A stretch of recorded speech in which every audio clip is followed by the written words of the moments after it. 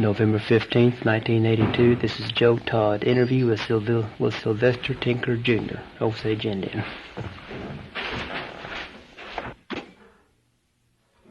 Mr. Tinker, where were you born? I was born at Ponca City, I guess in the territory that they February 22nd, 1903. Who was your father? Frank Tinker. Where was he from? He was born in Kansas on the 5th day of April 1862. And he was one of the Osages that, when they made the move to this Osage reservation, he was with my grandfather and his two brothers and his sister that crossed the line up on the Mullendore Ranch on the northeast corner of the Mullendore Ranch in Osage County. And they crossed that line on the 28th day of September, 1872. Which makes us live right in this adjacent community for 110 years.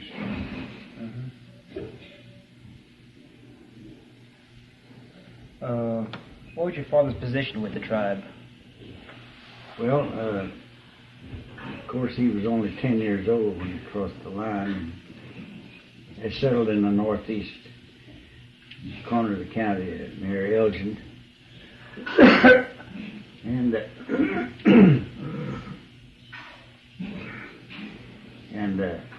he was reared around Elgin and Kansas, and then later he moved to Ponca City, and that was where I was born in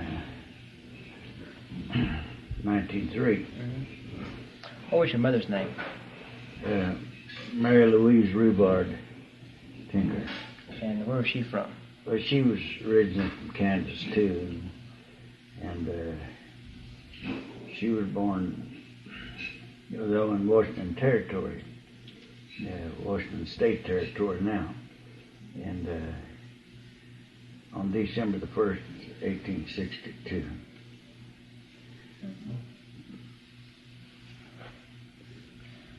What tribal group was she? What tribal group was she? Your mother? She was Osage and French. Osage and French? Yes. You say she was born in Washington? Washington Territory. You know the Osages worked that far?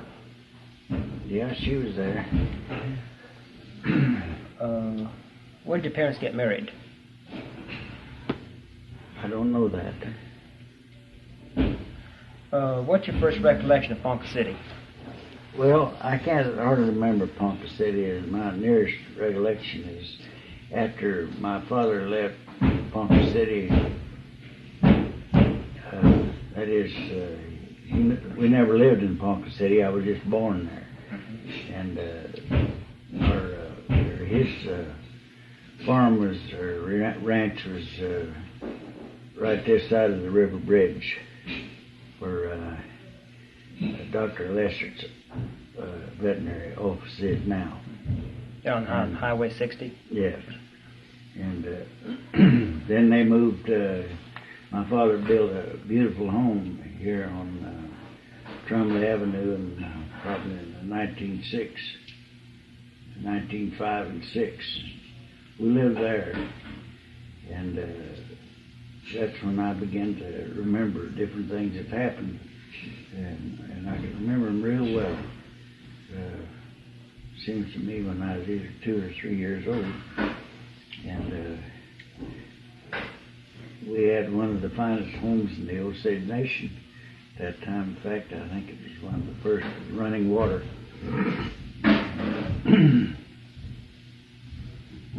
And then we moved. Does that bother it when I cough in there? No. Then when the allotment came along, well, then my father went down in the southern part of the county, reservation, and allotted all our children's first choice or homestead near Skytook, a mile and a half south of Skytook. And I was reared there probably 1906 up until probably 30 years. And then me and my wife moved to Pawhuska, and we've been here better than 53 years here in this spot.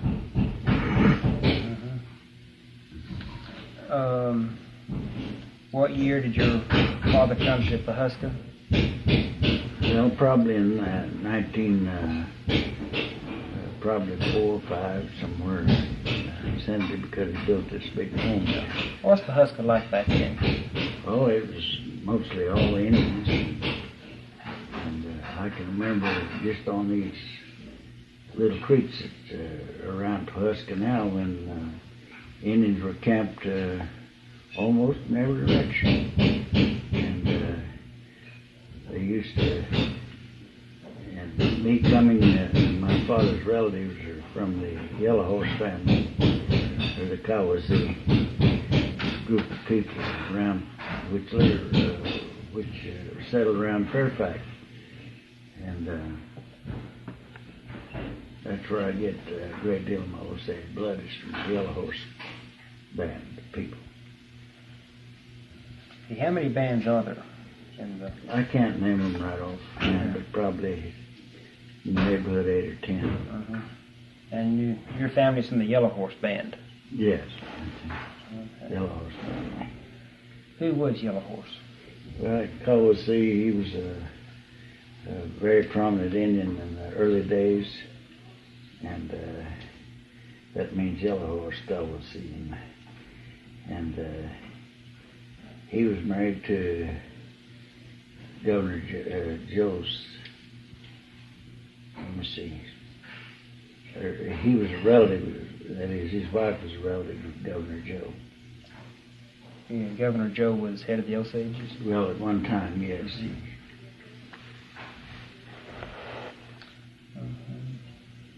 Did you know Bacon Rind? Yes, I knew him very well. What was he like? Well, he was Bacon Rind? One of the proudest Osages that you can ever imagine. And she dressed immaculate, and I used to know he and his family way back there. How long has he been dead now? Turn that over a minute. Sure. Did you know the Lookouts, Fred and Julia Lookouts? Yes. I was adopted in Indian way by Mr. and Mrs. Lookout. They took me in the 1930s as one of their sons in the Indian way, which is a real honor to be accepted by any one family as one of their children.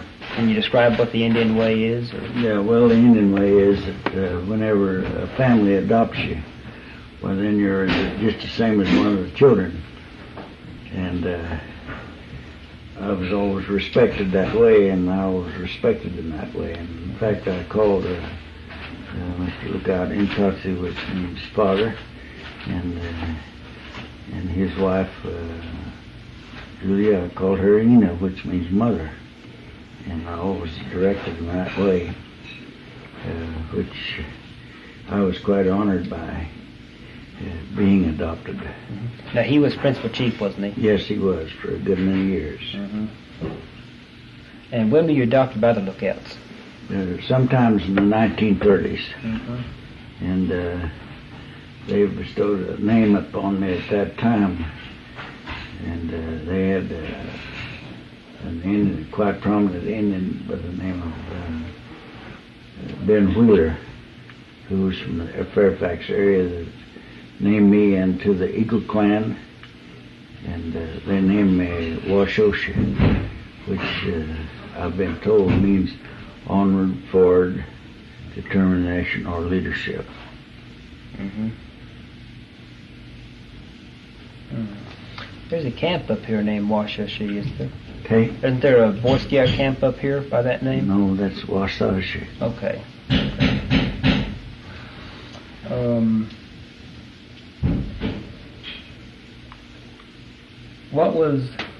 Do you remember what the tribal reaction was to statehood? Well, yes, it seemed that everybody wanted to get on the roll, and there was a good many white people at that time and other tribes that did get on the roll, mostly by fraud.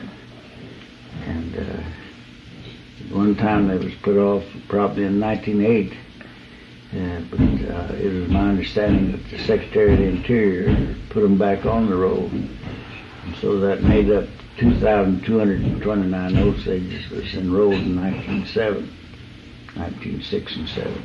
Now, I'm familiar with the rolls of the 5 tribes. Now, is this the same type of roll? Well, it's probably the same type, but much different. Much different because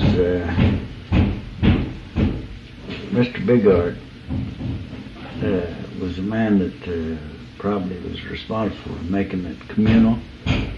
And his idea was that not to have one rich Indian and then across the fence his brother be poor. He said, we'll distribute the money that comes in from the whole reservation equally among the 2,229 head right owners. And so that's the way that came. And that was, which Bighart was that? That was Mr. Jim Bighart. Jim Bighart. Yeah. Okay. And he was chief in 1875 to probably till 1906. Mm-hmm. Were the Osages for statehood, against statehood? Yes, we never did want to go in with them. And perhaps we'd have been like other tribes, but the Osages are the only tribe that I know of in the United States that bought their own reservation. And we bought it back from the Cherokees. And we moved on it in 1872. And the deed was then furnished from the Cherokee Nation probably in the year of 1882 or 1883.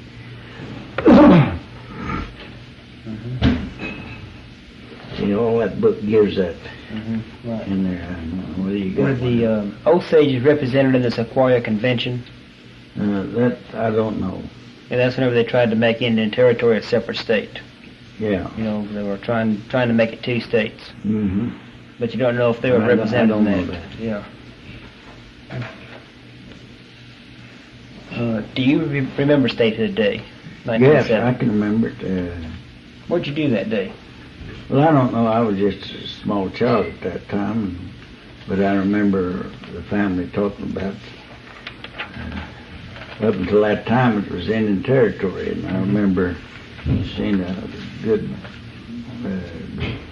deal of the mail we got in that time, and it was always Skytook Indian Territory or Pulaski Indian Territory, like that. It was addressed that way.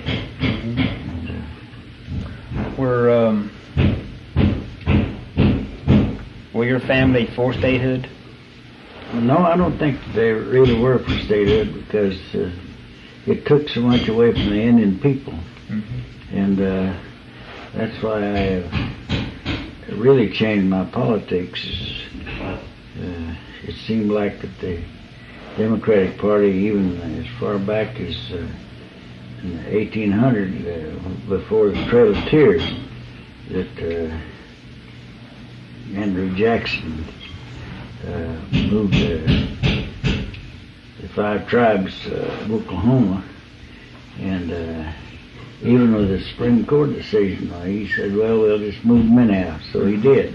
And they was going to make Oklahoma an Indian state, but where they really got the whole land is that the Osages ceded 100 million acres to the government in the treaties of 1808, 1818, and 1825. And this part of what the Osage Nation is now was then given to the Cherokees after they got here from the Trail of Tears, of which they saw fit to sell. So we still own part of southern Kansas, and we sold southern Kansas and then brought the money down here and bought the Osage Nation from the Cherokees back. But history will tell you all of these things, but I appreciate being able to tell it in my own words because it means so much to me. The land that the Osages ceded, was that up in Kansas, in that area? Well, we owned Kansas, Missouri, Arkansas, and Oklahoma. Okay. Yeah, it's in this book. Yeah.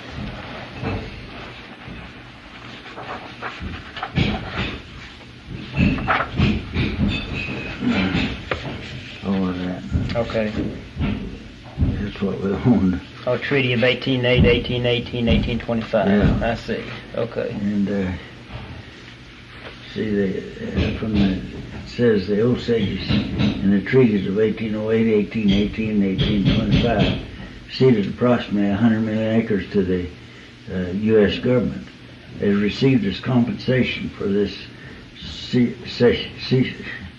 cession of $166,300 in cash, annuities, livestock, horses, farming equipment, and merchandise. This represents a payment to the Osages of 1 penny for each, and there were 6 acres. Wasn't a very good deal, really. Doesn't sound Well, like that's why I'm not a Democrat anymore. And then when Oklahoma then became a state, well, then I guess the Democratic Party was still in charge whenever they wrote the Constitution. I know the Democrats wrote it. And therefore they took all the reservation rights away from all the tribes, which is 69 tribes in the state of Oklahoma, except the Osage people. And I guess that the reason they couldn't take that away from us is because this Osage Nation of 1.5 million acres is classified probably as private property, supervised by the Bureau of Indian Affairs. And that's why they couldn't take the reservation rights away from the Osage people. And we are the only reservation in the state of Oklahoma, which all of the other tribes, the 69 tribes, relinquished their rights to the state. And you also maintain all the mineral rights, correct? Yes, Mr. Bigart, when he was setting up the rules and regulations for the Osage people, kept all of the mineral rights communal, and every 25 years, well, then they would have to go to Congress and ask Congress then to make renew the situation. And so while I was chief, the last time I was chief was I had it in my platform that that was the one thing that I really wanted to take care of for the Osage people. So we got a bill passed through Congress, making the minerals in perpetuity. Okay. Because my folks live in Osage County, southwest of Bartlesville. And Southwest, yeah. Yeah, it's on the Barnsdall Road. Yeah. I know where it is. Like the deer down there. Yeah. Or the old Labadie High School is. Yeah. They're right across the road from there is where they live. Right. Yeah.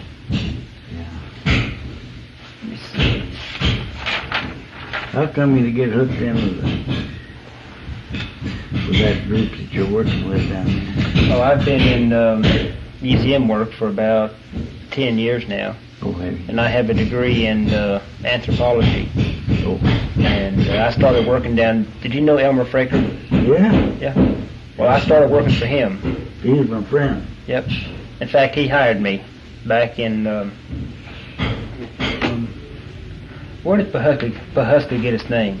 What was that name? Well, it's named from an old chief called Whitehair Pahusky. and that means hair white. White hair.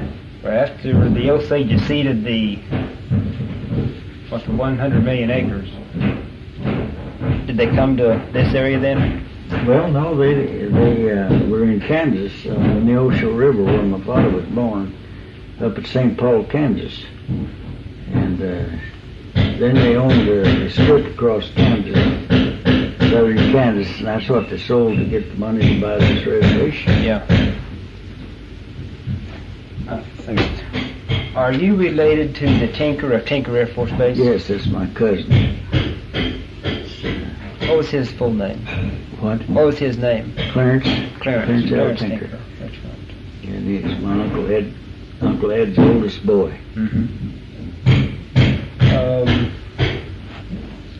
When did you meet your wife? Well, I met her in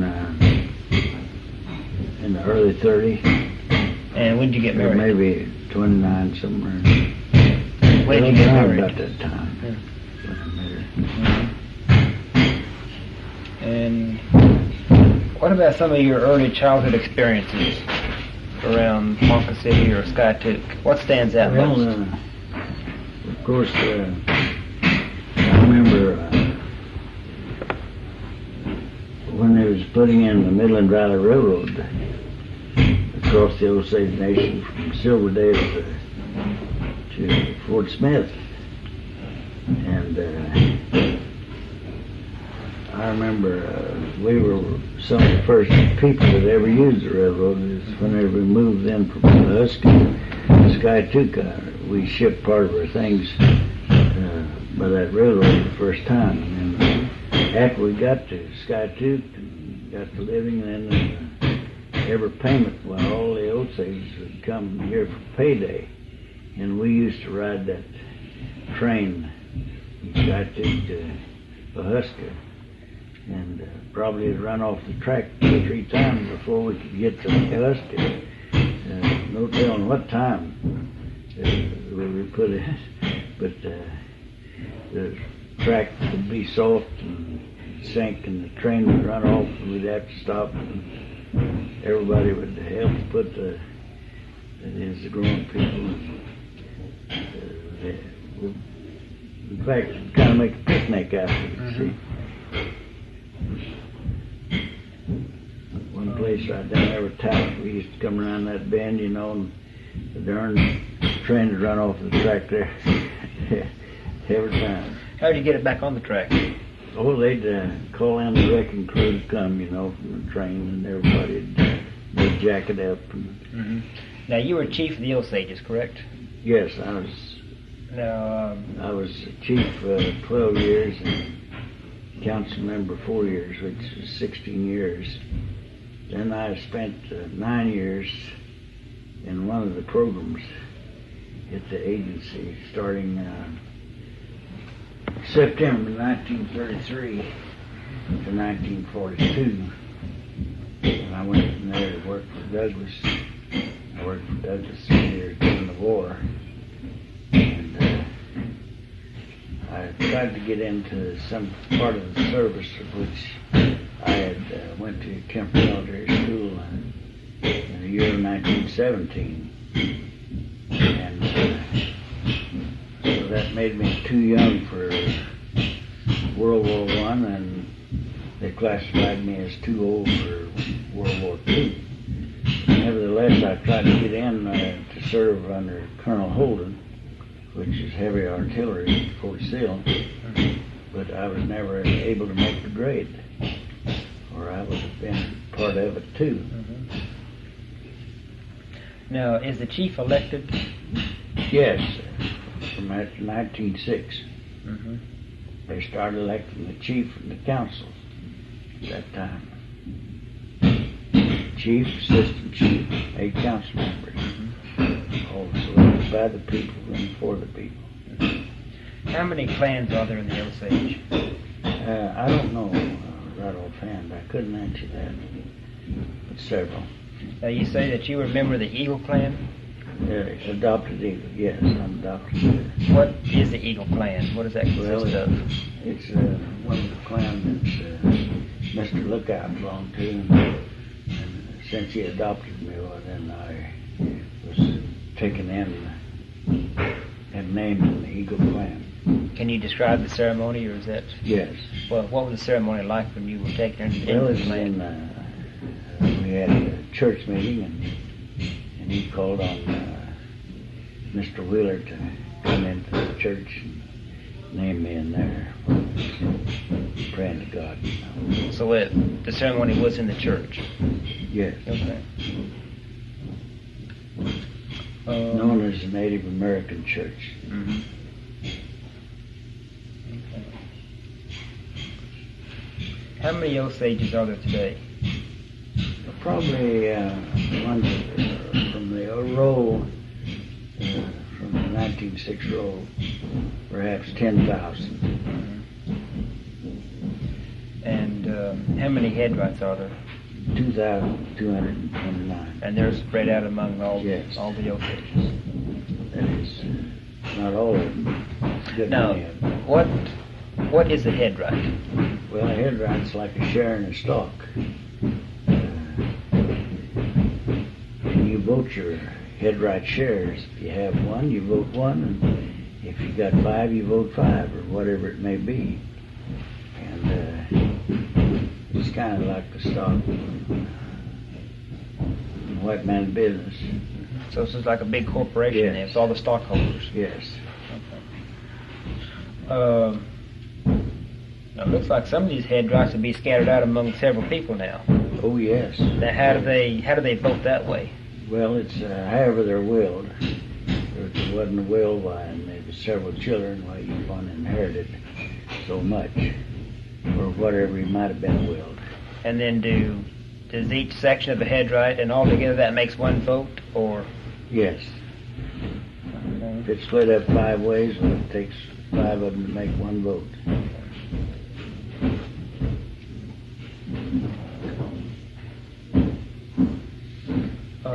Do you know about the Ponca Indians?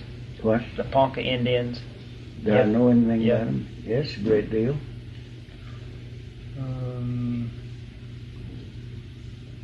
Where did they come from originally? Well, probably from Nebraska.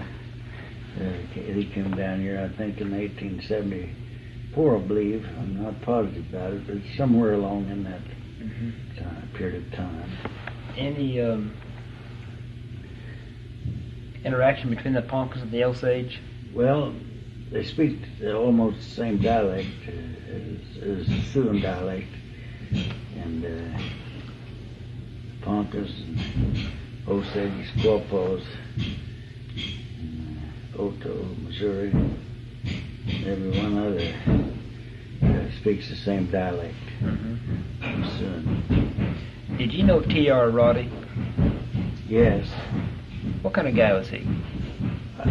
You'd have to stop that before I tell you. Okay.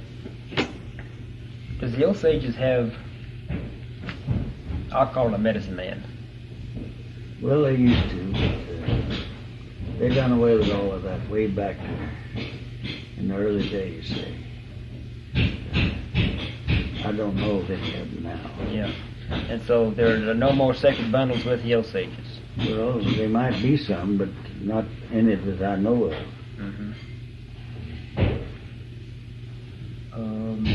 Did the Osages still have the sacred ceremonies? No, they don't. Not the real old way. Not that I've ever seen. And I've been affiliated pretty close with the full-blood portion of the tribe. Do you know when the last sacred ceremony was at the Osage? No, I the old don't. way? No, I don't. Dr. Flesh, he came down here, and he happened to be an Omaha Indian, which the Omaha speak the same dialect as the Osages. And he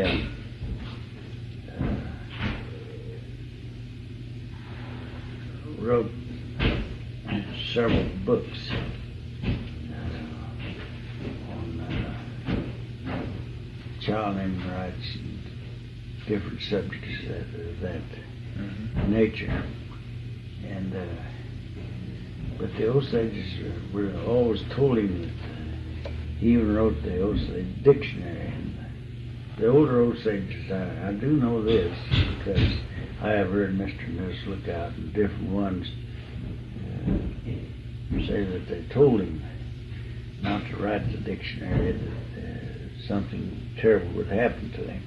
And he ignored him because he said that he had been educated in Washington, D.C., and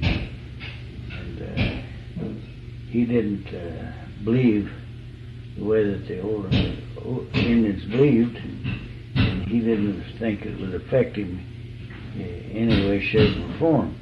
Mm-hmm. And so he went ahead to publish or try to publish the Osage dictionary in the Osage language, but then he never made it. He died before he finished it up, and there was a lady by the name of Mrs. Woodburn, I think is her name, that actually finished the Osage dictionary up. And how come he wasn't supposed to do it?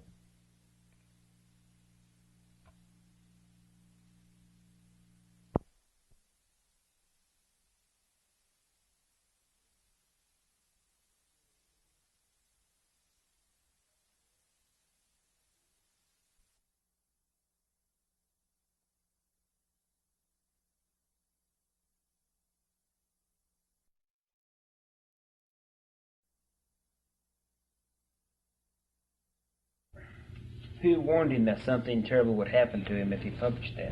Well, the older Osages Mm-hmm. always told him these ceremonies that he wasn't supposed to do that because the language wasn't supposed to be written.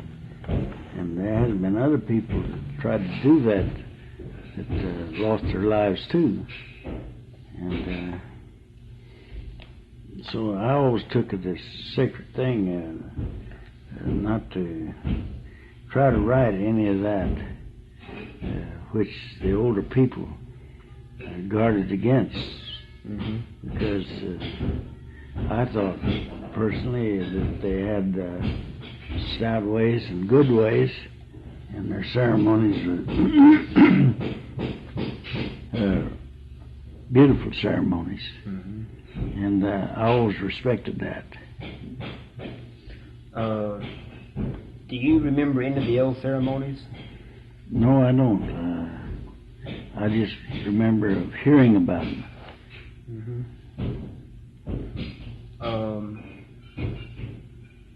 Just about the Osages in general. Well, can you just tell me how the tribe is organized? How was that? How's the tribe organized, or how is it set up, the different clans, or? Really, I can't answer those things because it would be so far back that I don't think that any of the ordinary Osages know exactly how it was ever set up. And now come this and that. It's so complicated and so ritualistic that one can hardly imagine what went on and why they did. Of course, all of it was pertained to religion, and the Indian religion is the most beautiful religion of all religions, because it pertains to this Mother Earth, and these Indian people are the children of this Mother Earth, and so most of everything pertains to the fire and the water and the air, and almost everything comes from that direction. And in other words, they just got everywhere and almost everything that you look at, and that is the way that the Osage religion is set up, to understand these ways that God gave these Indians, and we're the only ones that understands everything from the Mother Earth on up, and that I guess that's why they're Indians.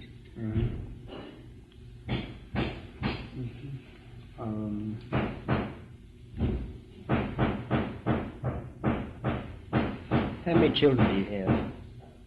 I have one daughter and 3 grandchildren and 3 great-grandchildren. Mm-hmm. Do they all live around here? They live in Tulsa. Mm-hmm.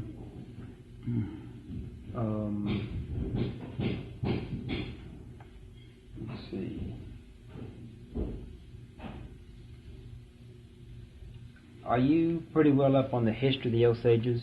Yes, quite a bit of Osage history. When was the first European contact with the Osages? Oh, I imagine the first real contact was maybe when, probably in the 1700s, that the Osages were at that time on the Susquehanna River and some other river up there. In Missouri? No, in Indiana.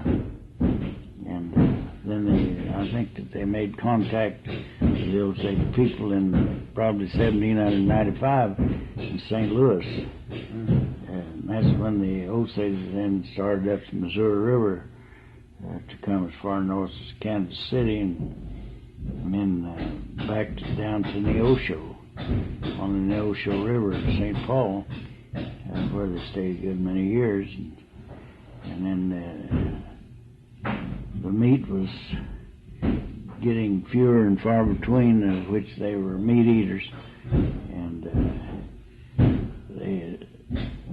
they finally just had to give up and say, well, we'll probably have to take after the white man way because we'll have to educate our children, and which they did, except education for their children people early in the 1800s, and the priests came up the Mississippi and then came forward and met the Osages, and the Osages then accepted Catholicism, of which was the real nucleus of the white man religion among the Osage people. Is the word Osage, is that a French word? I've just heard that it was. Really, I can't say. What is the Osage word for Osage? Osages.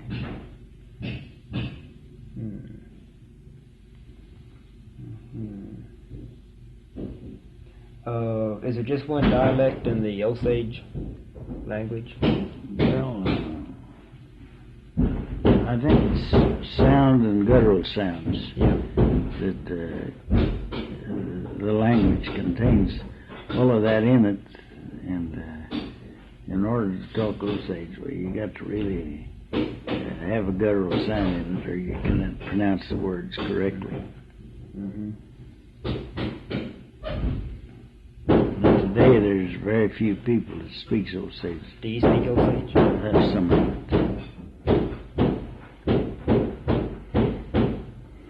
When were you first elected chief of the Osages? Every 4 years. Okay, and when were you first elected? When I was first elected, well, it'd been 16 years ago, approximately. Yeah.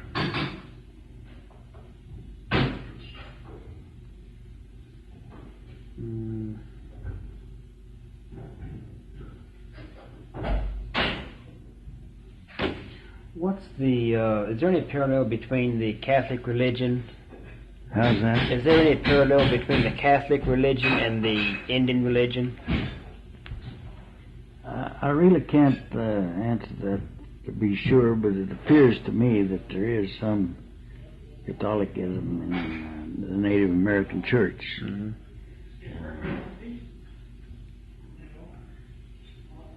Mm-hmm. How many Osages are practicing members in the Native American Church? I can't answer that very good, but some of the younger people are taken to that religion. But after Mr. Lookout and some of the older heads passed away, well, then I wasn't very active thereafter, because younger people has a tendency to cut short on nearly everything they do, and that religion I thought should kept as was, and they didn't. So I haven't went for a good long time. When did the Osages move from the Neosho River to Osage County? What? When did the Osages move from the Neosho River to Kansas down here? In September 1872. And that's when they signed a treaty with the government? No, they had signed a treaty first that they sold southern Kansas and then bought this, and then they moved on it in 1872. Now was Bacon-Rind in power then? No. Bacon-Rind was just a very young boy. Okay. When they all came down here, when my dad was 10 years old, and he was about the same age they were, so they was probably in the neighborhood from 10 to 12. Was your father ever chief of the Osages? Huh? Was your father ever chief of the Osages? He served on the council in 1906. 7 and 8. What would you say would be the most important happening while you were chief of the Osages? Well, I think that perpetuity in the minerals was the biggest thing that was accomplished, and because that gives the Osages from here, as long as there's one drop of oil left, well, it certainly belongs to the Osage people.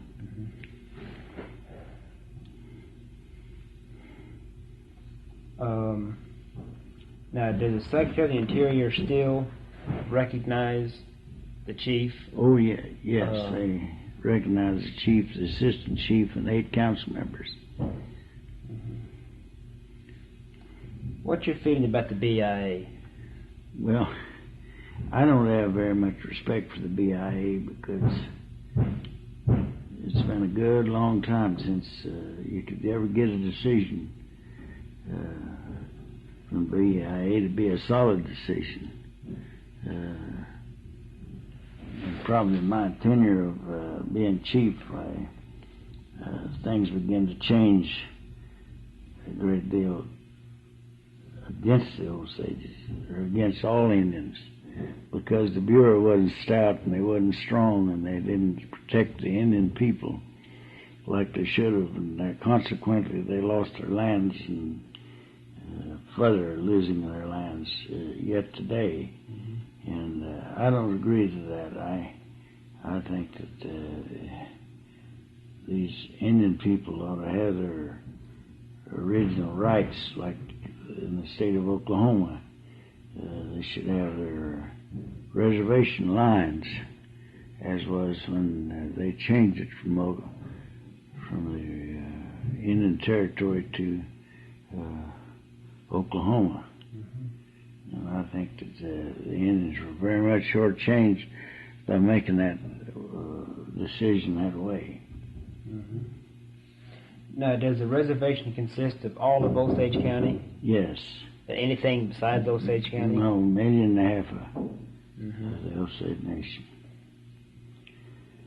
1.5 million acres. Okay. And Pawhuska is the capital of the Osage Nation? Yes, you might say it is. Has it always been the capital? Well, it's always been the center of the Osage Nation.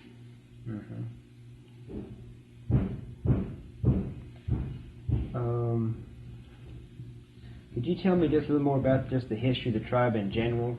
You mentioned, from Indiana coming down to the Neosho River and coming to Oklahoma in 1872. Yeah. Well, anything? Of course, the Osages were strictly meat eaters. They were classified as plain Indians, and they chased the buffalo, and that was their main source of food, and also the hides and which made the wigwams and other clothing and bed clothing and things are all made from buffalo robes. And of course, whenever they come down on the Neosho in Kansas, within the squatters began to come in, and they was going to farm the state of Kansas, and of course the Osages always every so often would go to hunt the buffalo, but the buffalo would be farther away, and they would have to probably travel in the neighborhood of 300 miles, which they'd have to go by foot in order to get their supply of meat and tallow and hides and things to do them through the winter. And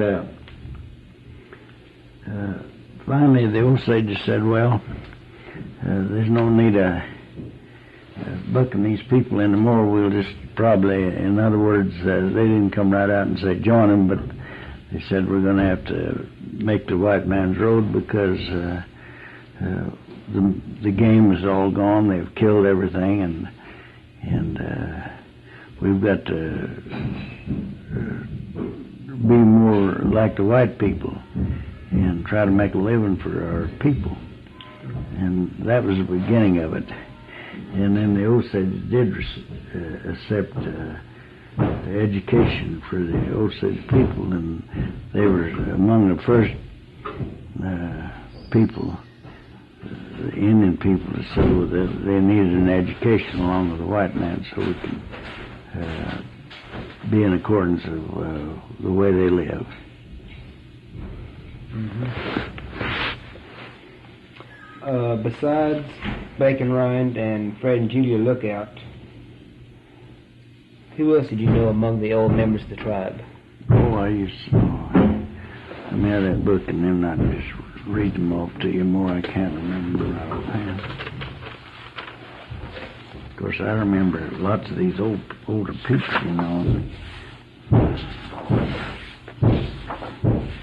Like, I remember not real good, but I remember seeing Black Dog when I was a little boy. And Who was Black Dog? Well, he was a council member from 1906 to 8, and he was one of the chiefs of the Hominy Band. And Frank Corndropper, I remember him, and Wilson Kirk, and Henriette Eagle, and my Uncle J.B. Trumley, and Mr. Lookout, and Bacon Ryan, and Mr. Bonnicastle, and Roman Logan, Edgar McCarthy, Posse Topa, Shunkamoile. I remember all of those people. Mm-hmm. And go down to like George Alberti and Andrew Big Horse, Clement Denoya, and Edgar McCarthy again, Nika Washitunka, Eve Tall Chief, and Franklin Shaw. And I remember all of those people very distinctly. Have you been, your occupation, have you been a farmer? What have you done mainly? Yes, I've always farmed and worked white man way, you might say, until I got into Indian politics. And I served there a good many years. You ever work in the oil fields? No, I never did. But they drilled on our places around Skytook in the beginning, and I've been affiliated or close to the wells and everybody from early days. Who brought the Burbank oil field in? I think it was Mr. Phillips and people like that. Mm-hmm. We made all of those companies, you know, Phillips and Sinclair and Conoco and Sunray DX, and all of those started just within the Osages here themselves. Now, what percentage of the oil do you get with the head rice? Well, we get anywhere from an 8 to 25% mixed.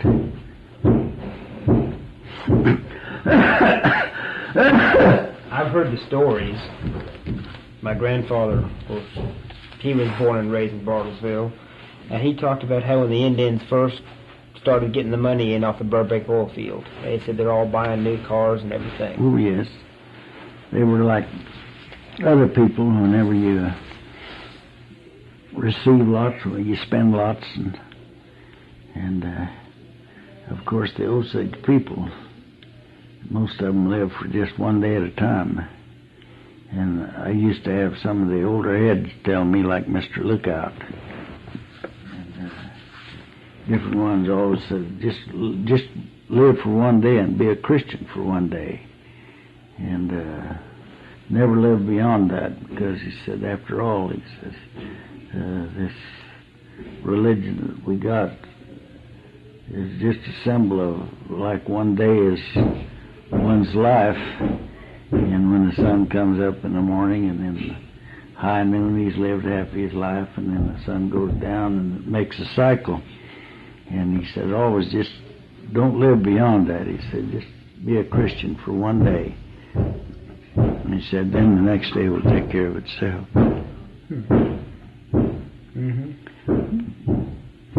That's interesting. Beautiful when you know about it. Right. But you got to eat that herb. And that herb is just like the sacrament in the Catholic Church, you know. You have to eat the herb. Yes. What herb is this? Well, it's peyote. Peyote, okay. And it speaks of the herb in the 14th chapter of Romans. And I don't know whether that's the nucleus of the Indian religion or not, but I know that the Indian religion he eats that medicine within that way. Over at Wool Rock Museum, I saw a film on a creation story. On what? On a creation story about a cardinal bird. Yes. Is that an Osage story?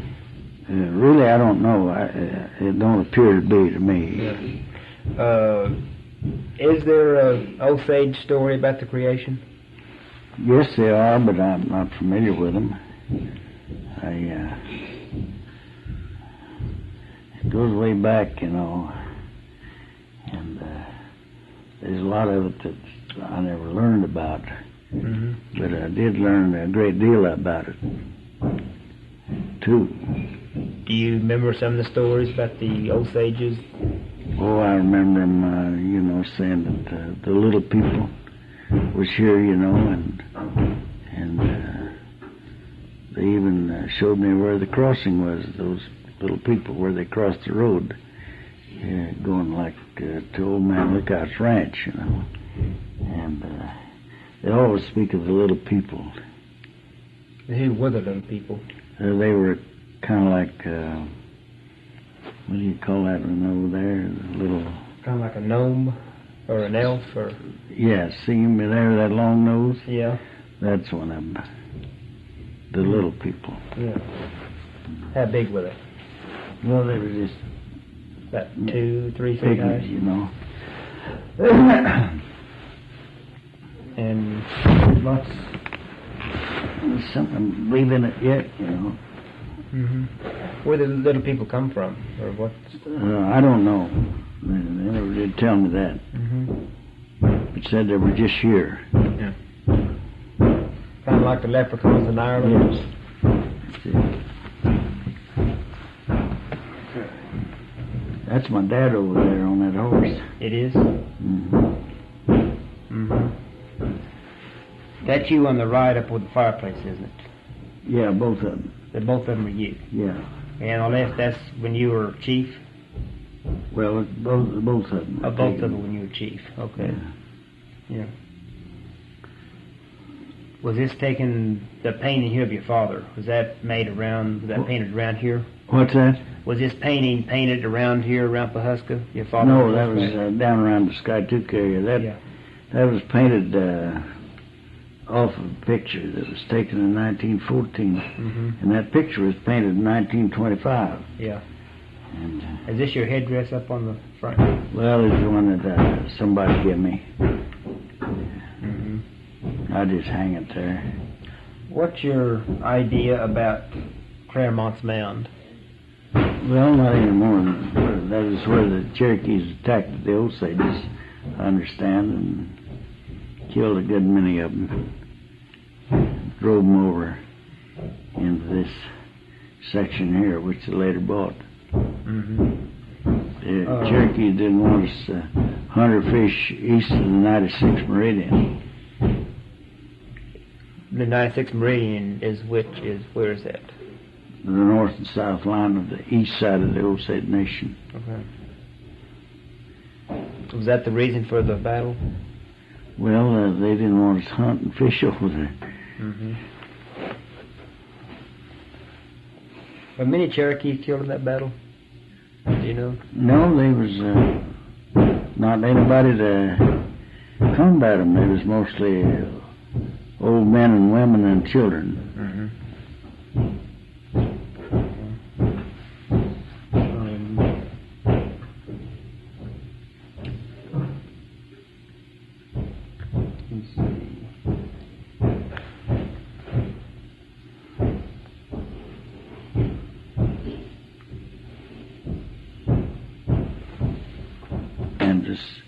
Down here, and then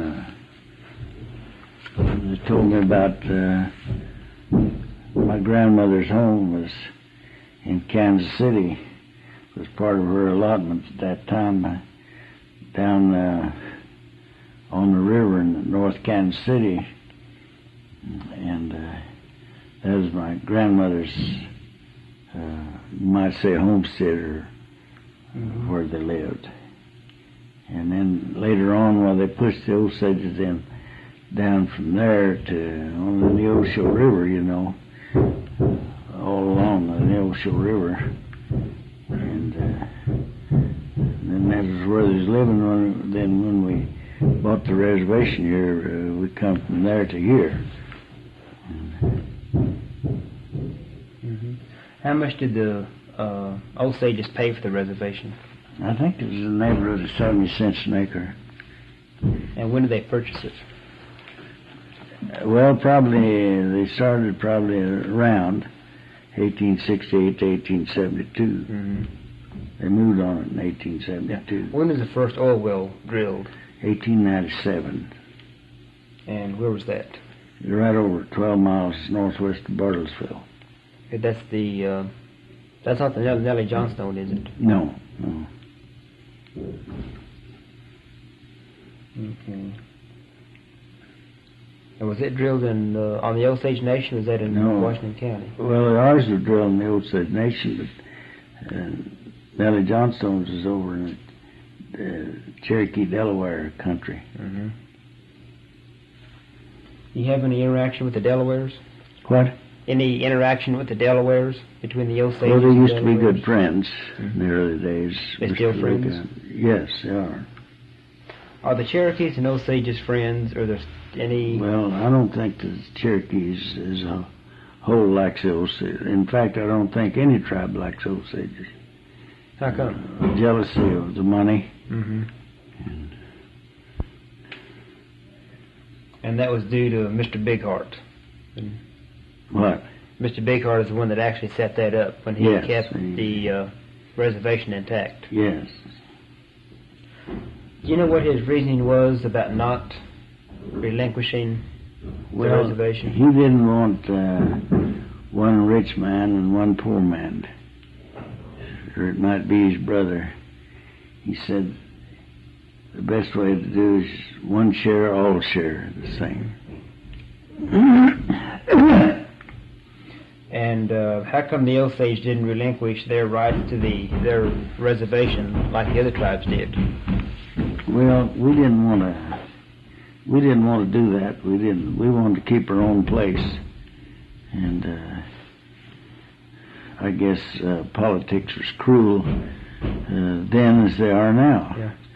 And the Osages didn't want to relinquish that rights to them. They didn't. Now, can tribal lands be sold? Well, yes, they can now. There's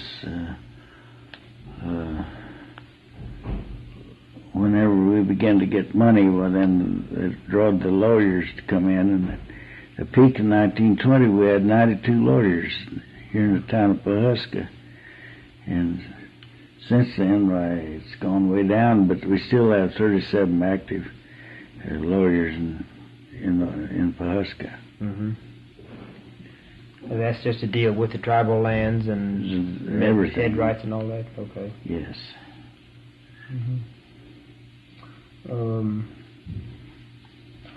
What did you do during World War One? I went to military school. Where at? Temple Military School in Boonville, Missouri. Did your family do any work for the war effort? Oh, yes. What did the Osages do during? What? Were there quite a few Osages that went to the army during World War Well, One? yes, there were, but during World War One, well, we just lost one Osage. Who was that? Charles.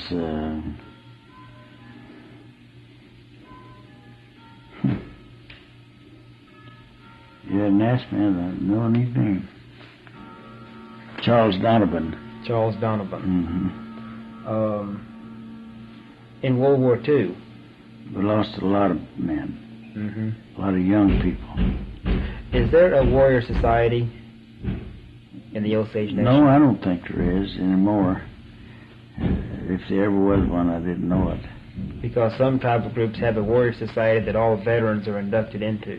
Well, we got that too, what we call American Legion. We have an Indian post. Supposed to be all Indian, but then I see white people joining it too now. This is a little off the subject, but in the Masonic Lodge there is an Indian degree team.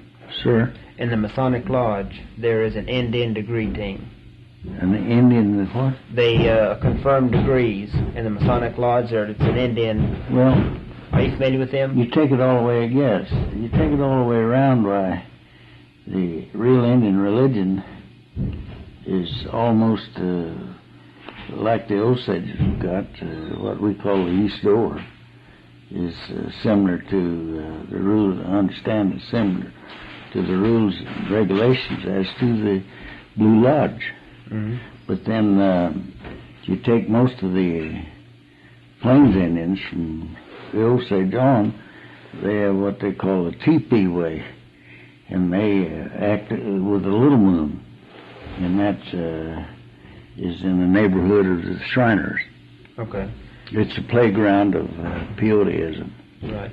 The only reason I'm asking, when I went into the Blue Lodge, the Indian team conferred my degree on me. Yeah. In the Bartlesville Lodge. Yes.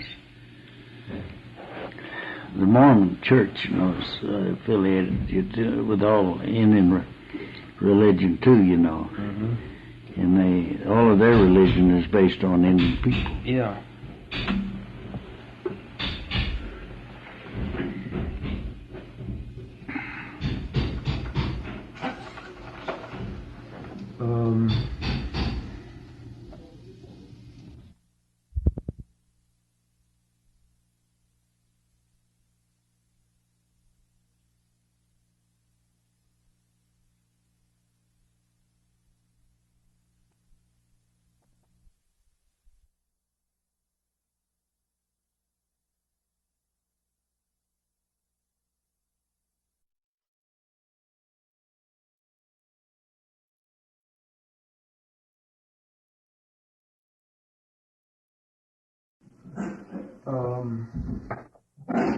Who was your grandfather? William Tinker.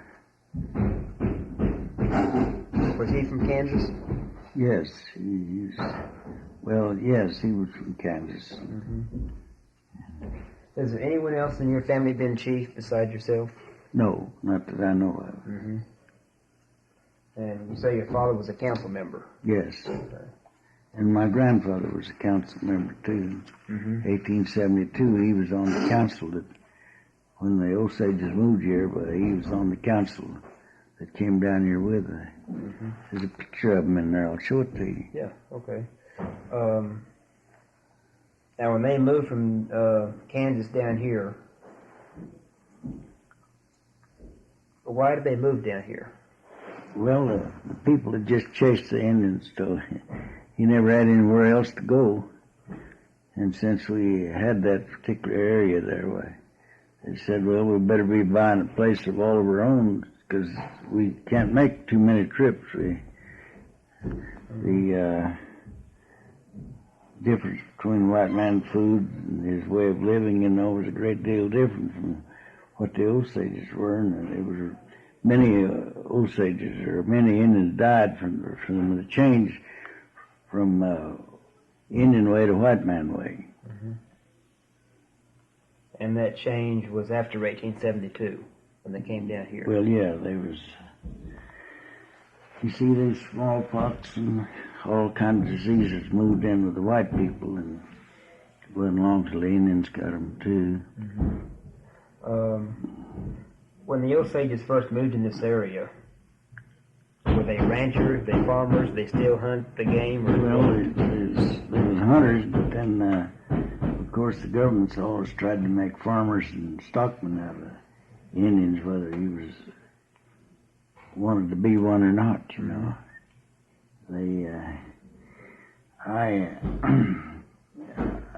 the Indian loves his government, I guess, more than any other group of people, because during World War II, there was 18% of the Indian population that actually went to the army.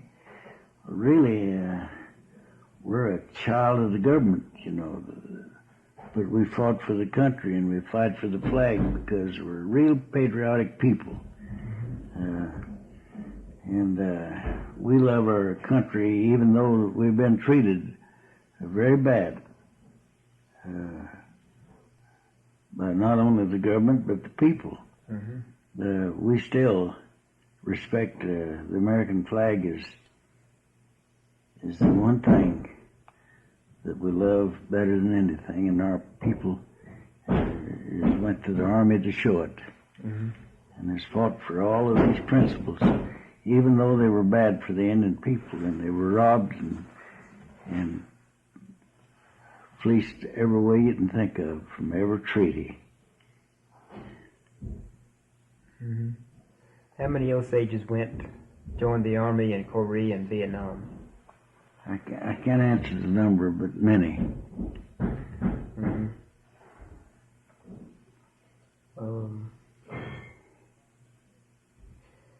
You and your wife have been married 53 years? Yes. And you have one daughter? Yeah. And 3 grandkids? 3 great-grandchildren. 3 great-grandchildren. 3 grandkids and 3 great-grandkids.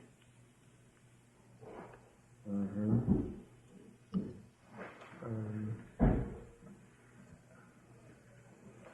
Now, what relation was your father to Yellow Horse? They have told me that he was a cousin. And Yellow Horse died about 1918, you say? Okay, why was there a Yellow Horse band started? I can't tell you that. And you mentioned a hominy band. Well, Black Dog Band. Black Dog Band. Which consists of a great many of the hominy people. Mm-hmm. Now, the hominy people, are they Osage? Yes. Why are they called hominy people? Well, they all moved there, they're one faction. There was 3 factions of Osages. One Fairfax, one Hominy, and one near Pawhuska. And which faction? You're in the Pawhuska faction? Well, really, the Yellow Horse people were Fairfax or Gray Horse people. Mm-hmm. And later on, my father always said, well, we got to take the white man ways up because that's the way it is. Mm-hmm. And how big was Skytook when you moved down in that area? Oh, it was just a tent city. Mm-hmm. 1905. Was it an oil boom town? No, there wasn't any oil them days. Mm-hmm. And of course, it began to come in after that, But, would you consider Pawhuska, was it an oil boom town when the oil came in? Well, yeah, it was, more or less, What's Pawhuska And like? we could have been, Pawhuska could have been like Ponca City. We could add Conoco, and we could add Phillips here, but through the old bankers and lawyers and the people at that time, they actually run the oil people out. And that's why they didn't settle here. Mm-hmm. They wanted to, but they couldn't. What was Pawhuska like in the 20s and 30s when the oil boom was going? It's wide awake. It draws all the people all over the world here because the Osages had money. And they come to get their share of it. Mm-hmm. They killed the Indians like dogs. Of course, I've heard all the stories about the white man that married the Indian to get her head right. Yeah. And then she would either die mysteriously or... Yeah, that girl was here this morning. She ought to be... her dad was the one that done all the killing. Ernest Burkhart. Mm-hmm.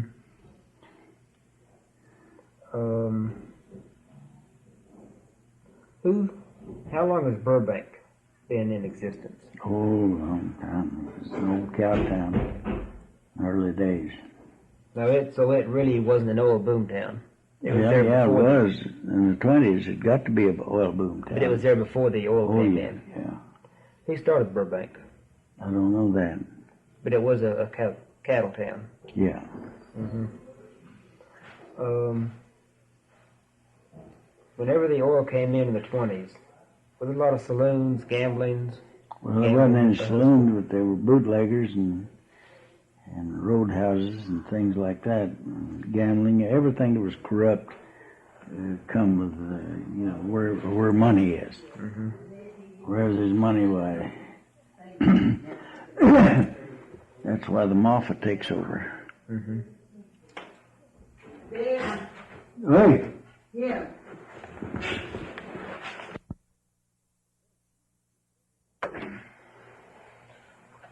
I have one question. What is the difference between Little Osage and Big Osage? Well, I don't know. I can't really explain it. I just don't know. And what is a drum keeper?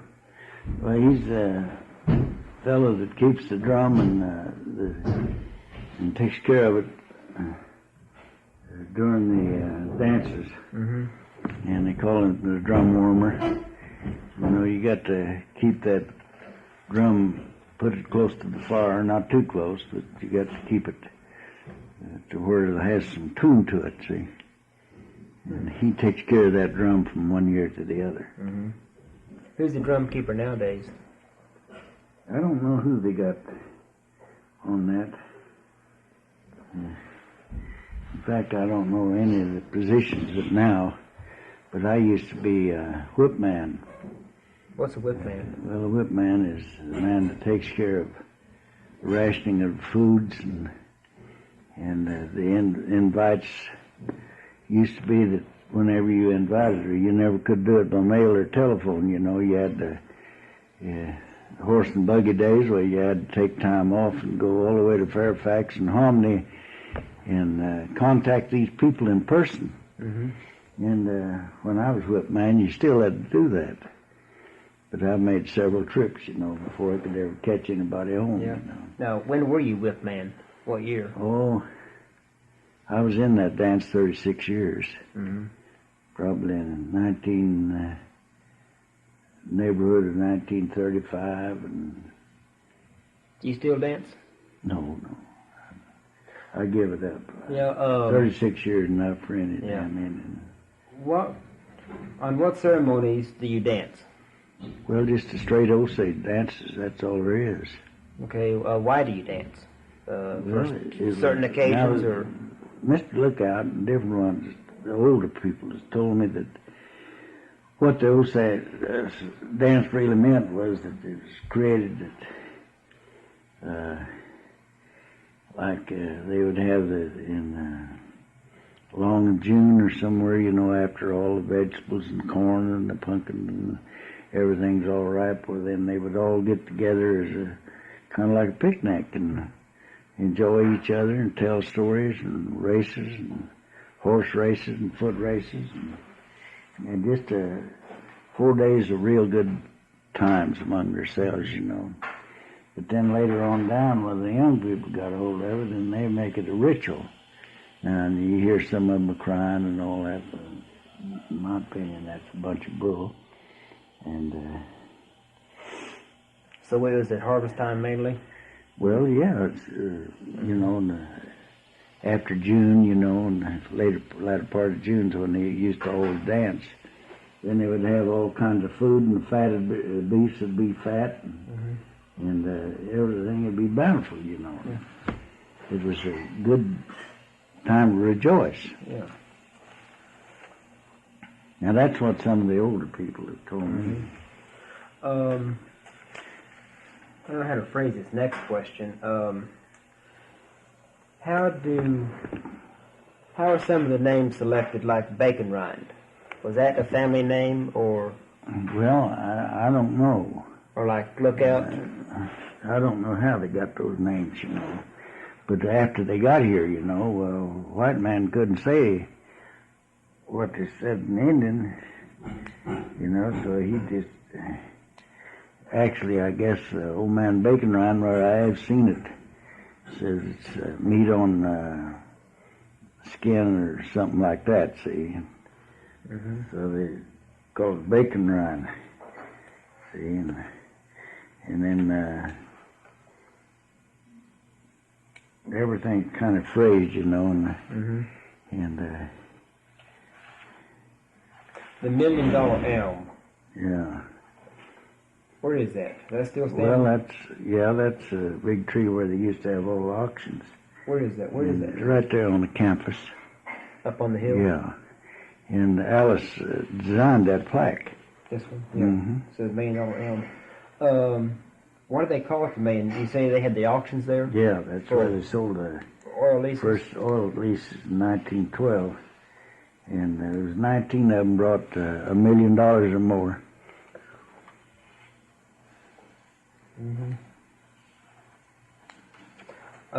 The state flag of Oklahoma, the background is an Osage shield. Yeah. You know whose shield that was? It's in the State Museum. Yeah, I see it over there, but I don't know who owned it.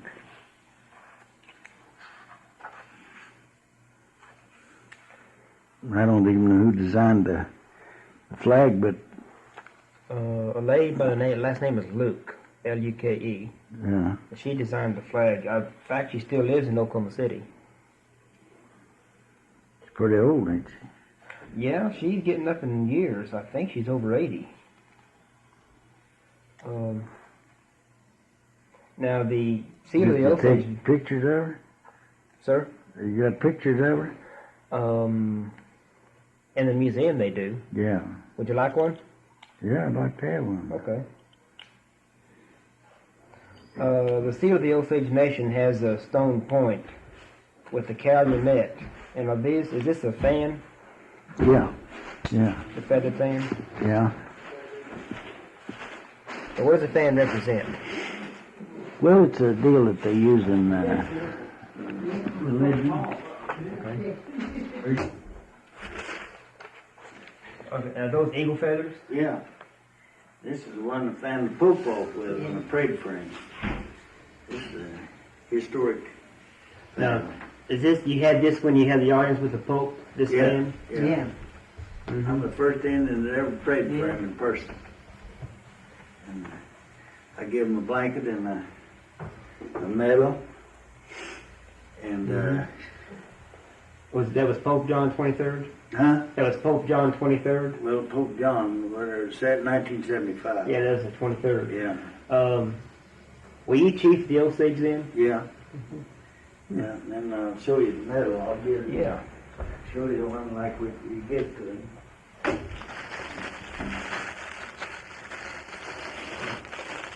And here's the 10 chiefs that served before me. Yeah. Peace and friendship. What? Peace and friendship. Yeah. I'm the 11th. And you on the back, Sylvester Tinker. Yeah, 11th chief. And how do you pronounce your name? Washoshi. Sovereign Nation of the Osage, 1975. Yeah. See, there's all the chiefs. Goes this way. Okay, now who was right to left. James Bigheart? Yeah, top. Was he the first? Yeah, I say 1875. Okay. Who was chief before him, or were there chiefs before well, him? I don't. Yeah, they probably were, but it was a 100-year deal. See. Yeah. This is a nice medal. My friend designed that. His wife did, and he had it poured. Had 400 of them poured, and they're all gone now. They're collector's items. Mm-hmm. And I wear that sometimes. Yeah. And I've got a solid gold in there. That is 18 karat gold. Yeah. Over in the bank. Hmm. It weighs 13 ounces. Wow. And it's like this. Now this one is silver. How much does this one weigh? 7 3/4 troy ounce silver.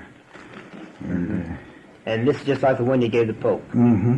Well, I gave him the number 1. And then I got number 2. And I think John got number 3. What number is this one? I don't know. Yeah. Can't see. Mm-hmm. How long was your audience with the Pope? Oh, we stayed about an hour. So you That's one president That's stayed. right. So were you in his private apartment in the Vatican? Huh? Were you in his private apartment? No, we went off on a room there in that big building. But there was a cardinal there, Cardinal Rubard. He took us up to his apartment in the Vatican there and entertained us quite some time. Now, were you invited over by the Pope, or? Yeah. What was the purpose? Give him that medal. Yeah. That's good. And I gave him a blanket. and you prayed for the Pope? Yeah. Yeah, good. In Osage? No.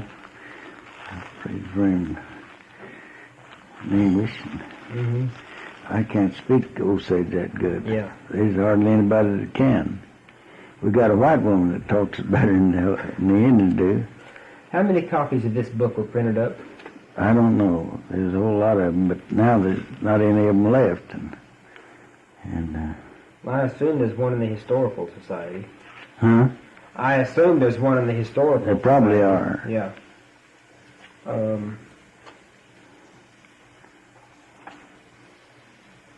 Okay. I'd like to get some information about the Osage culture. About what? The Osage culture, just about the Osage Indians. Yeah. So I don't know what question to ask about it. Well, the culture of the Osage, goes back to the Mother Earth. And then the beginning of that, and just like the old timers used to tell me about different things. And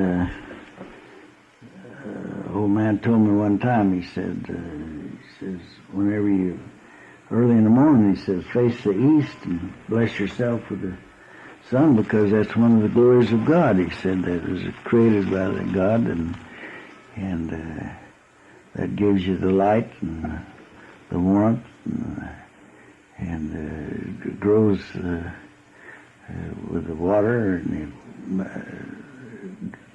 blesses the soil, and the soil produces the food, and the food gives you the blood that you might live one more day. It all goes back to that, And it's a beautiful religion. Well, you got some of it, that Blue Lodge. Yeah. So you're supposed to face the east and bless yourself with the sun? Yeah. Yeah.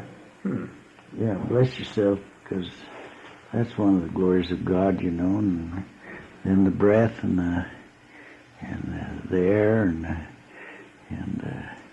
everything created by God, but the Indian, he knows that. I guess he was picked by God to be one of the children of God, because in the creation of that way, he said that he would make the Indian, to where he would know the trees and the stars and the bees and the birds and everything pertaining to nature, God itself. And that's why I guess the Mormons picked the Indian people to be there.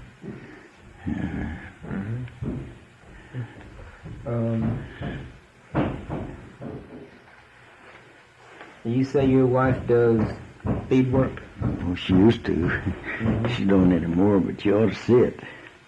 Nothing like it. Mm-hmm. This cane over here on the television, Mm-hmm. did your wife do that? No. Oh, see, there's no Ponca Indian done that. And he fixed that for me. And that's the one I took to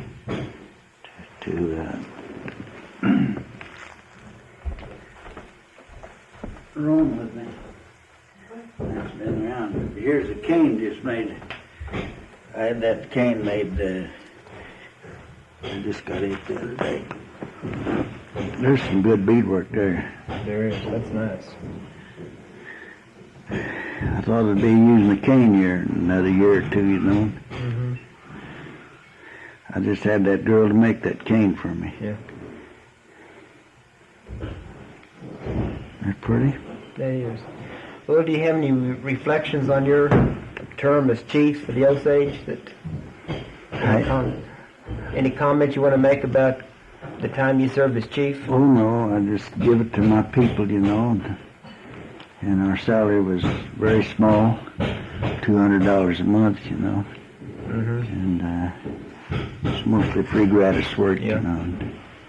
And I did my best, and I was honest to my tribe. And Now, did you actively seek the position as chief, or? yes, I run on a platform. Mm-hmm. You know, Who ran against you? well, the last time there was a man that got it, Mr. Tall Chief, and then Red Corn, he ran against me, and I've had Whitehorn and several of them, you know, ran against me, but I always used to beat them 2-1, but they beat me that much this time. Mm-hmm. When's the last time you ran? In June. In June. 7th. Yeah. Man, I'm glad they beat me. I never was so glad of anything in my life. Mm-hmm.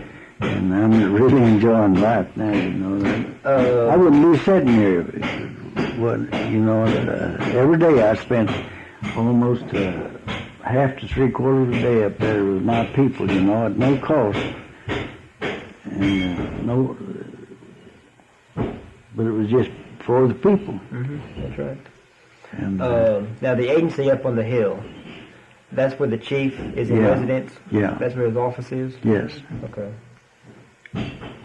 What are the main duties of the chief? Hey, What are the main duties of the chief?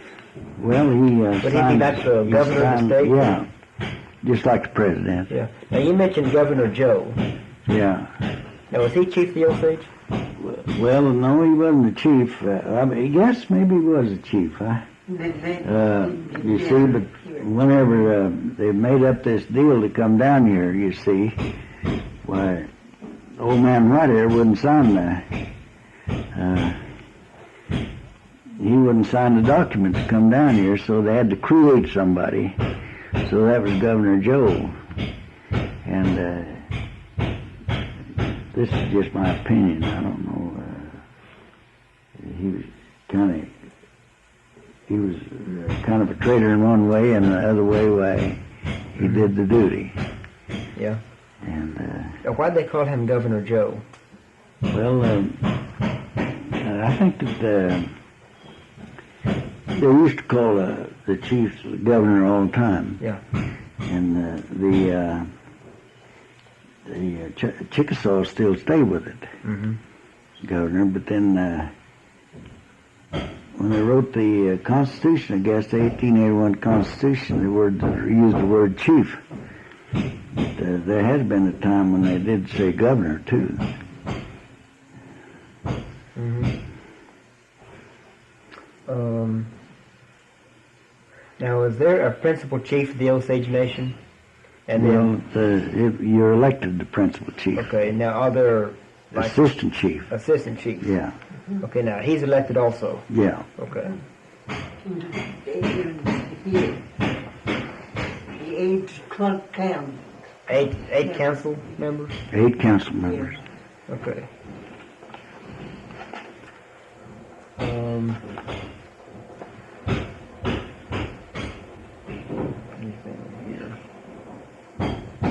That's 3 times in one time. I was one time 4 years for council member, and then I served 3 years as chief, 3 terms as chief, 4 years, 12 years and 4 years, 16 years. Wear and tear is terrible. Did you know Frank Phillips? Yes, I knew him real good. What was he like? He was a good old man. Drunk all the time, but him and his old lady both. Jane Phillips? Oh, yeah. I never forget, me and her went over there one time, the old man Lookout and his wife eat supper. Old man Lookout, or old man Phillips wanted us to come over, and so we went over there to eat supper. And so his wife was white-headed, and she's a pretty old gal. A pretty woman, you know, nice looking. And she's kind of limping along there, and I said, "What's the matter with you, Miss Phillips? You got a bad leg?" She said, "No." Yeah, I said, "I got a bad leg, all right." And I said, "Well, what happened?" She said, "Well, a dog bit me." And I said, "Well, where did the dog bite you?" I thought maybe on the leg or something. She said, "No," she's about half drunk. She just pulled up her dress and said, "No, it's right here where he bit me." Man, I didn't know what to do. She pulled her dress out there and showed me where the dog bit me. Let me put this back. Okay. Funny old fellow, and he's on here as an old hound, you know. Is this Frank Phillips? Yeah. Okay. One time we went over there and it was all on a picnic. And them times old little lady Lookout, when they serve supper, when they eat, I'd just put the tablecloth on the ground, you know. And make it the hell be as long as we're at the fireplace. And then everybody sat on the ground, you know, sit down flat. And I just noticed that. And so, he was pretty well hooked up, the old man was. Got drunker than hell that day.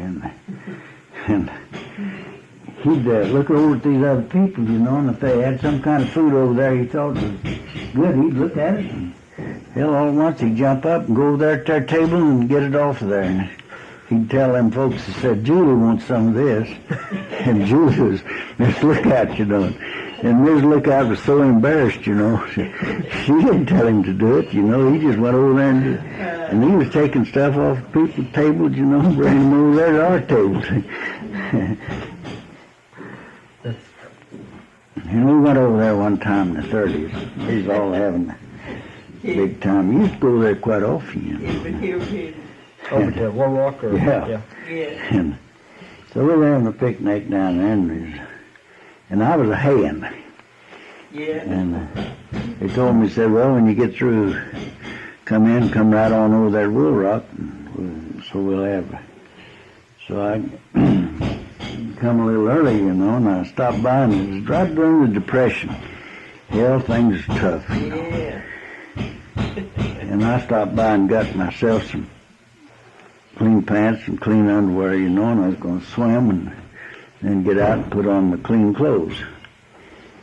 Well, I had my... All the clothes. Yeah, I had my clothes in the sack.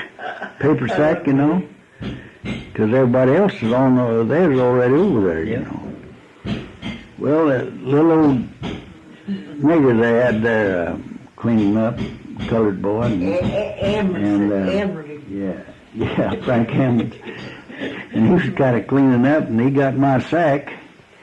And we all got the smelling rag, you know. And damn if he hadn't took my sack of clothes over there and thrown it in the fire and burnt all my stuff up. And I mean, it was right during the Depression, you know. Man, I didn't know what to do because that was my good pants.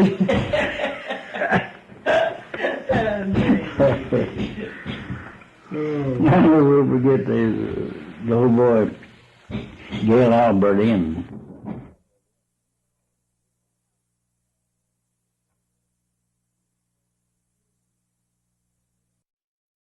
Bartlesville? This here's a good place to eat, and they just spread their tablecloths out, and What will the all of them best? was just sitting there eating, you know, and they had potato salad and hell, I don't know what all, but they had plenty to eat, you know. And pretty soon they just had enough, you know, and they got pretty damn quarrelsome. And they was quarreling with them old girls, and one of them told this other boy, said, I don't know what she said to him, but she must have given him a damn good cussing, you know. And he said, well, by God, he said, I don't want nothing to do with you anyhow. And one word brought on another one, and finally he just picked up the potato salad and just hit her right over the head with it. And down potato salad, whatever direction, you know. They was fighting like cats and dogs there, you know, and they, right there at all the picnic, 200 or 300 people there. You know. And she said, well, I wouldn't ride with no SB to do that away, and she was taking that potato salad and rubbing it out of her eyes, you know, and she was a blonde anyhow. And she wouldn't ride with him, and she started on out. Well, the rules was that you couldn't walk on that highway because there was buffaloes and everything in there, you know. She said, I don't give a damn if they eat me up. She was walking along, and them boys driving along by her. So now come on, get the car. She wouldn't do it, you know. It was quite a thing.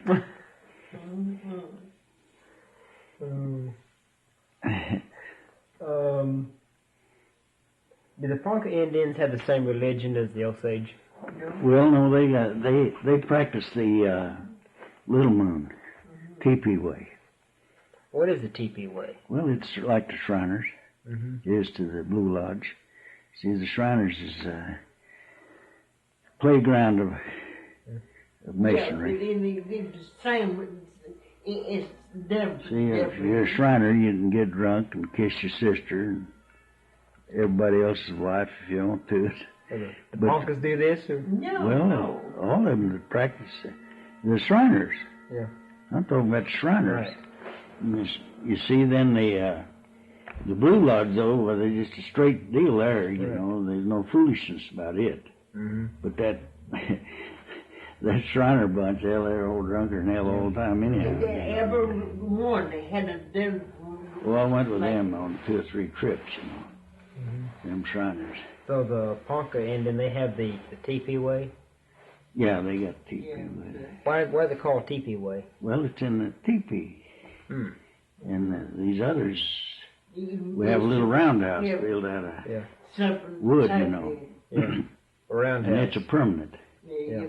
It's permanent. Where is the roundhouse? Well, there's one out to Lookouts and one down the home there too.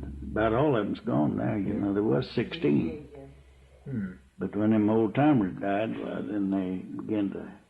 Are they still use the roundhouse at the Lookouts? Yeah.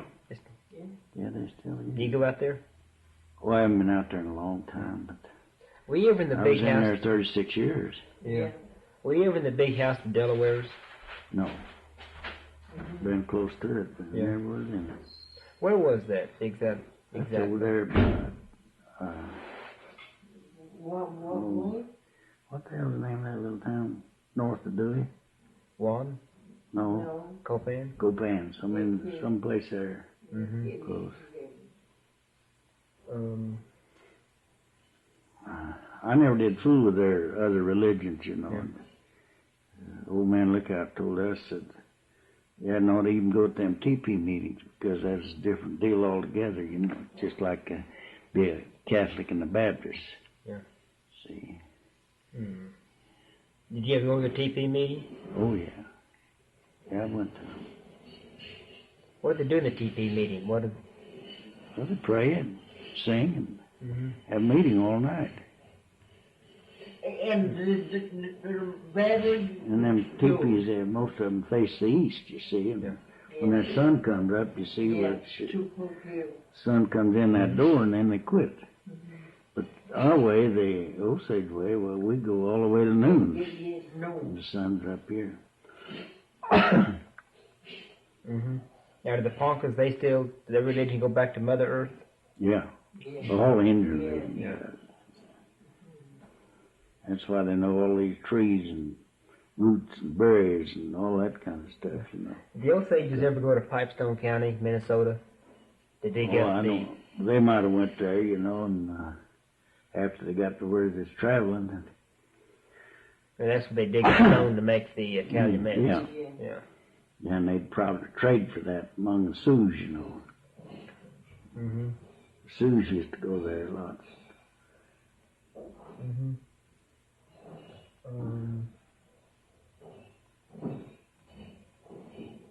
Does the Osage have a puberty ceremony for the? Hey, Does the Osage have like a puberty ceremony for the women and coming of age for the men? how you mean? No, he murdered all the family.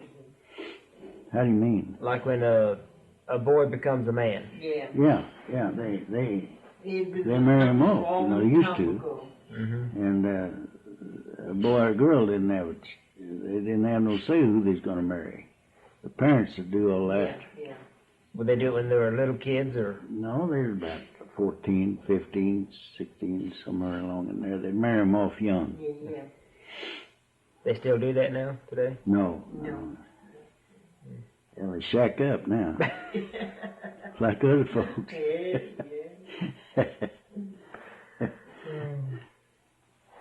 That bridle over there, you see, hanging there. Yeah. Well, that was about the last big wedding that they had, and they took that off the horse that the bride was on, and the lady that was her daughter was getting married. Well, she gave me the bridle, so I got it, and we redone it all up there. You see, I've been wanting. I think maybe when they get this state settled, maybe Mr. What's his name, your boss? Mr. Metcalf? Metcalf. Mm-hmm. I talked to him about it. Maybe Yeah. they'll take some of that money, you know. There's over $700,000 in that pot now. And maybe they'll take and build us a wing on the Osage Museum. Mm-hmm. If they do, I can put all this junk in there, see? Yeah. If they don't, I'm going to give it to somebody else. Mm-hmm. Or that is Will Rock, or I've been kind of considering Tinker Air Force Base and see if they had a place for it. No, they didn't name it. They haven't got a good place now, but they would have. They have a to little display there in the main building of General Tinker. You know, his picture. Well, and that's a few where I things want of- to put it in there in Clarence's behalf, you know. Mm-hmm. But if they don't have appropriate place, well, then I won't give it to them, because I got a lot of good stuff. Mm-hmm. I mean, hell, trunks full of it, all over behind. Look at that picture behind that, Yeah. behind there. We got so much stuff in all the attics, and everything's full. And I want to get it out of here, you know, before the house burns down. Yeah. Burns it all up. Mm-hmm. And Who, when you were given the bridle, whose wedding was it? it was May. her name was May Vest. Yeah. Mm-hmm. And who'd she marry? Hmm? Who'd she marry? Let's see. May. One of them Fairfax Indians. Yeah. When was the wedding? How long has that been? Oh, yeah, it's been 40 40 years. More than that, eh? The dead year. About 45 years. Yeah, were you chief then? No. How come she gave you the bridle? Her mother gave it to me, just as a gift. Mm. She knew I'd keep it and take care of it. Mm-hmm. She just died in July. Mm-hmm. She was one of the last. You ought to get a hold of Mary Lookout and talk to her, because she's one of the last people that really knows Indian way. You think she'd talk to me? Yeah. Oh, yeah. Indian would tell bad things. Mary Lookout Standing Bear. Yeah. Standing there. She lives at, over Broken Arrow, but I don't know her. She moved. Oh, did she? I think it's so. I don't know, but if you can find her, you ought to talk to her, because she can really tell you all about this. She knows about them rights and everything else. Yeah. middle from me. Mhm. He's the middle here and sit tower. Yeah. And they Judy with him. And is she the daughter of Fred and Julia Yeah. Lookout? Yeah.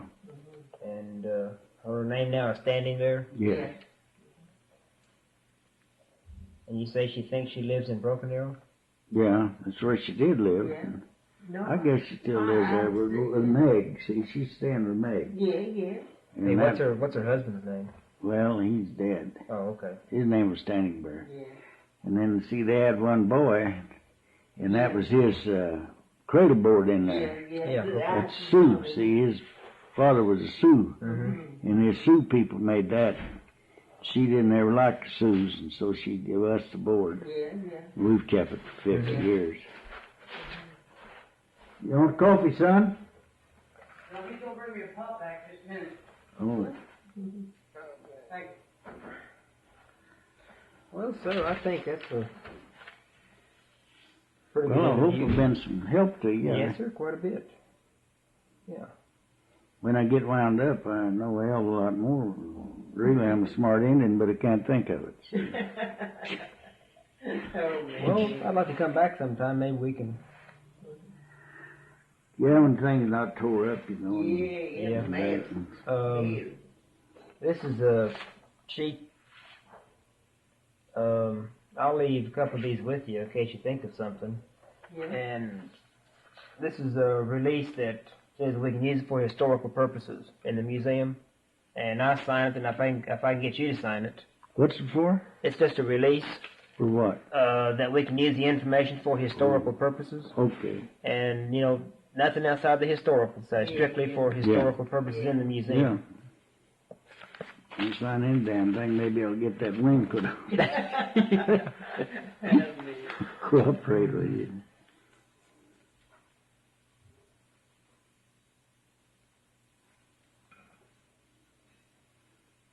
I'd like to get that wing on there and get everything placed before it kick off. Yeah. And Yeah, that'd be nice. That'd be a nice place for it. see, you talk to Mr. Metcalf about it. Okay. Them damn Indians need that. Yeah, I'll do that. You see, he's going to get a hell of a slice when they get that settled. Yeah. Whose estate is that?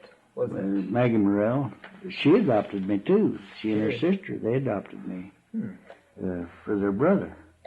How does, like when the Lookouts adopted you, how do they decide to adopt you? Why? Well, the family all gets together and they just say, well, I think so much of him, so we're just going to take him into our family. Have you adopted anyone? No, but I help everybody. I ain't had no time to adopt anybody because I've been helping all them Indians. I know Indians all over this universe, wherever there's Indians. Canada, Mexico, everywhere.